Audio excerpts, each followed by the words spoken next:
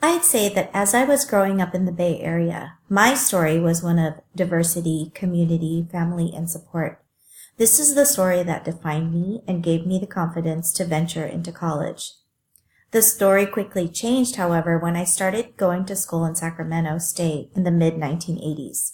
I was an accounting major and was the only female and person of color in most of my classes. At this point, the writing of my single story begun. I managed to excel in my coursework. Sharing grades seemed to be the discussion in all of my classes with my classmates. All of a sudden, I became the privileged minority. "Don't worry, it's a compliment," explained one of my instructors. "You Asians always get straight A's." I didn't even know what that meant. Until this day, I have never earned anything because of privilege. I also didn't perceive myself as a minority because, again, I was fortunate to grow up in a community that created a setting for a more complete story, a story that was used to empower and humanize as described in Shimamonda's video. Because I had the tools growing up to feel empowered, I didn't allow the single story to define me. I continued to work hard, but eventually left because I felt so uncomfortable, and so I transferred to San Francisco State. I think that the implications from this video for leadership are so strong. As an elementary principal, I think about the danger in writing the single story of our children, but I also reflect on what Shimamonda states about engage properly with all of the stories of that place and that person.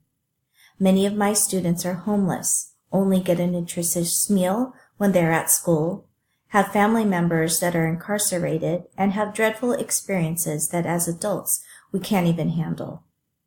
But their complete story is that they are artists, scientists, poets, scholars, friends, and public speakers, and they are resilient. I also think that one of the dangers of the single story is having low expectations, which has the potential to further marginalize students. Shifting the mindset of my staff members would be the key to ensuring that we tell the right story, the complete story.